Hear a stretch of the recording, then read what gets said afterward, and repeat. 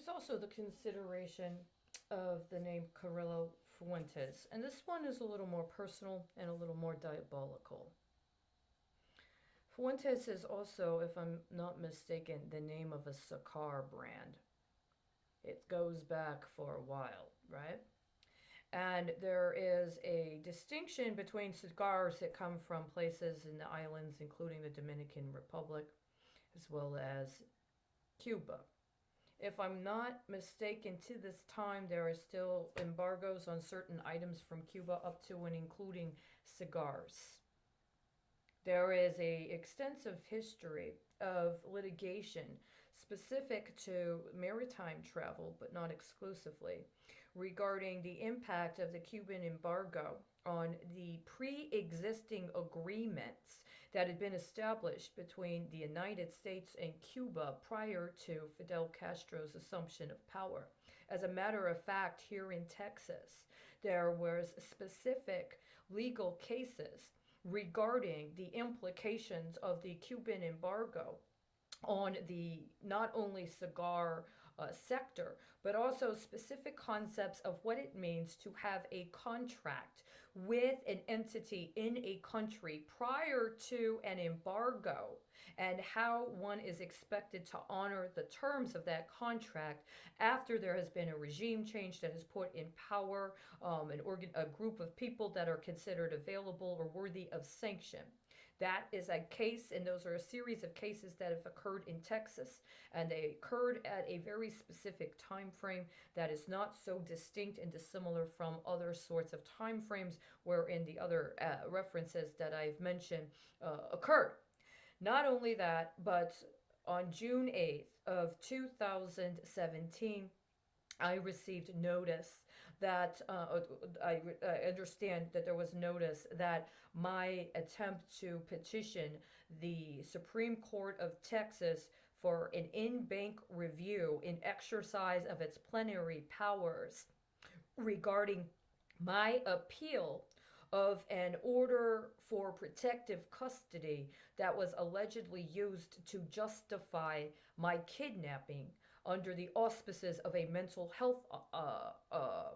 observation um,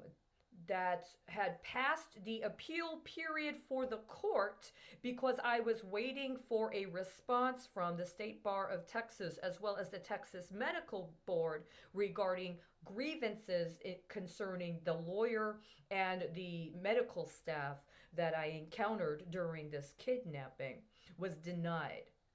There was no record in the electronic filing system. I received a postcard after I attempted to look information up online about it. I noticed certain things about the electronic filing site. I took evidence at that time. I received the postcard, and then I later learned over a year and a half later, the same day, there was a notice about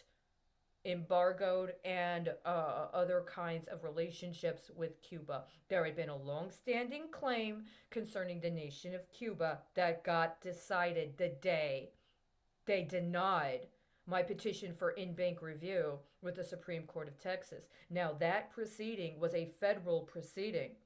That was something on the level of the federal government, not the state of Texas, but I believe it was absolutely connected to the denial of my petition for in bank review in a manner unlike the denial of any other effort I attempted to make going through the electronic filing process. That one I printed out and I sent in the mail after I had a formal notarization, and I had to go through the process of getting the notarization. And so that was a process different than when I have attempted to do the online filings or go through the electronic filing system with the Supreme Court of Texas specifically. But I believe that it's absolutely connected to why and how it was I was denied legal redress while other cases were allowed to move forward that were in some way leveraging activity in my cases for their benefit without acknowledging my case directly. It's also important to know that in the time frames I was talking about, regarding these other associations with changes in the positioning or the kinds of charges levied in regards to people with the name Ramirez. There was also a situation where cases were being filed in the state of New York against major financial institutions regarding the assassination of a political person in Cuba. That there were allegations that certain financial institutions had aided and abetted the financing of an act of political assassination of a dissident political participant in Cuba that were ongoing at a time when not only were the reference points regarding the relationships with people by the name of Ramirez that were involved in the court system in the Southwest District being addressed, but also events in my life were being very significantly recharacterized and being reassociated. And so, one of the things that I have been compelled to ask is how it is so much of my life is coded to or associated with things specifically German, or that are identified as being involved with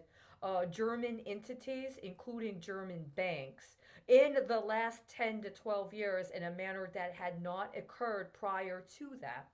And at the same time, I cannot get any acknowledgement from the legal system. I've been denied any contact or capability to speak with a lawyer in a collegial manner. I've been denied anything close to representation, and I've been refused the ability to turn in reports that I now understand were connected to deadlines on pre existing obligations. And I believe that this is because I was intentionally dispossessed and set up to be framed for being in a form of default that was actually connected to criminal activity. So it would look like I was co conspiring with illicit financial activity that aided in the commission of other crimes. And so somebody believed they had the authority to instruct people in law enforcement, as well as people involved with the judicial system, to deny acknowledgement from me of evidence, of reports, and of legal due process, because somebody else has already illegally expropriated my identity and my human and political capital in order to cover up for their crimes. So a lot of what I experience and what I'm tracking is actually their crimes. And the repeated refusal to acknowledge me allows for a mischaracterization of a kind of default that has been able to accrue and has been able to increase the risk associated with other people. And I believe that they use that as some form of leverage and as a form of political risk insurance to continue covering up for their crimes and prevent prosecution of crimes at the level they need to be prosecuted. It is how it is that in this country we can go through years of congressional hearings where nobody gets criminally prosecuted. We can go through years of civil cases where companies involved with very, very serious criminal activity may get periodically fined monetary amounts, sometimes which seems significant, and then end up recirculating that currency through their business operating costs and in effect giving kickbacks to the federal agencies allegedly prosecuting them or fining them, without giving the American people the security we need in the form of criminal prosecutions at the level of the crime committed. So when you have people that are in positions of authority, up to and including members of the federal district court system, up to and including members of an appellate court or even the state Supreme Court, or if, because it actually goes there, we're talking about crimes involving the Supreme Court of the United States. And by virtue of the shared relationship and the shared political capital relationships between members of the judicial branch and members of the legislative branch, There is complicity within the legislature to cover up for abuse of the judicial process in order to perpetuate this criminal scheme, then we have a problem, a very serious problem with public corruption. And this is not the kind of thing that somebody should try to chastise somebody like me when I'm attempting to go through a constitutional process in order to have not only my grievances addressed, but also to do my civic duty in reporting on and seeing through to the final realization for prosecution of crimes that impact me and the people of my country and the people in my community.